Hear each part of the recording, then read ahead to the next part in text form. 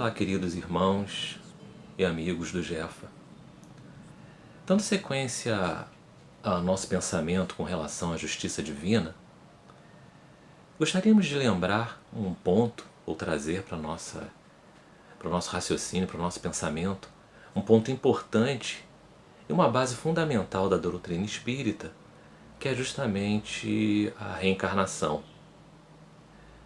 Provavelmente essa seja a questão mais direta, aquela que mais claramente demonstra como que a doutrina espírita enxerga essa justiça divina.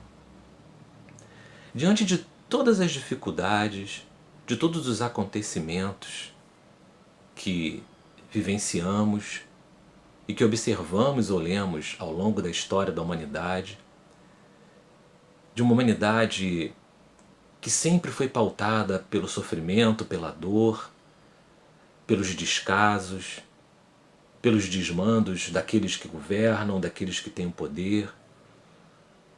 E não só o poder político, tão criticado atualmente, mas também o poder religioso. Eis aí a grande crise que encontramos no final da Idade Média e essa separação radical entre ciência e religião.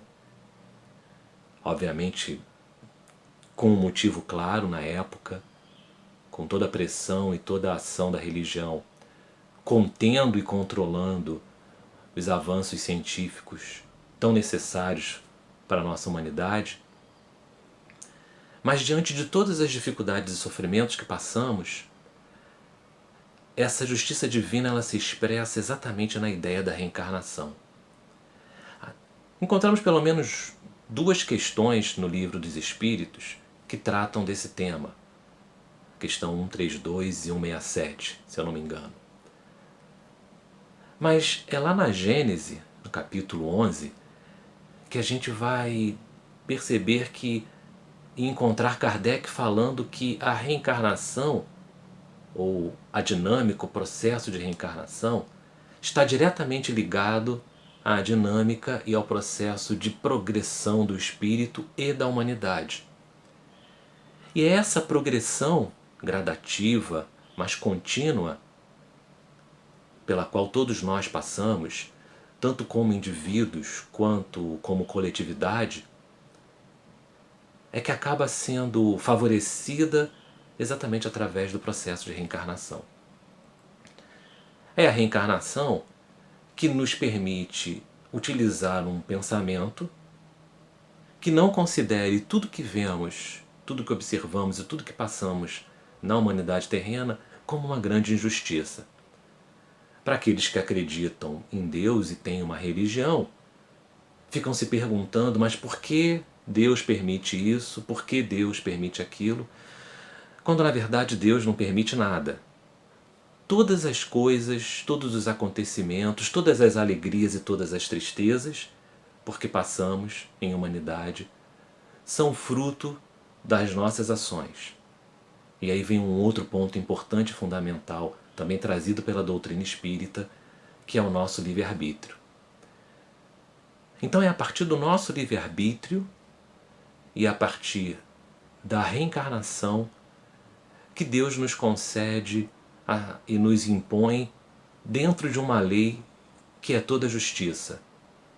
Toda a sua justiça está pautada exatamente no fato de termos tantas oportunidades de reencarnarmos quantas forem necessárias para a nossa progressão. E que a nossa progressão ela estará sempre associada aos nossos atos, aos nossos pensamentos, que são pautados no nosso livre-arbítrio.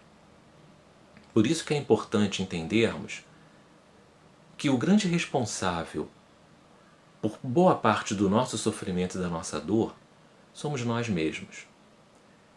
E que se há ações externas, acontecimentos e fenômenos relacionados ao nosso sofrimento, à nossa dor, que vem de fora, somente a reencarnação e ações do passado e até do presente contexto é que podem explicar essa ação.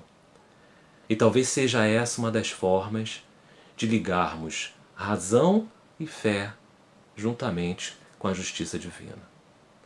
O tema é muito mais longo do que isso, muito mais complexo, e fica o convite a todos para que continuem pensando e refletindo sobre essas questões e, se possível, utilizando as obras da codificação. Paz e bem a todos.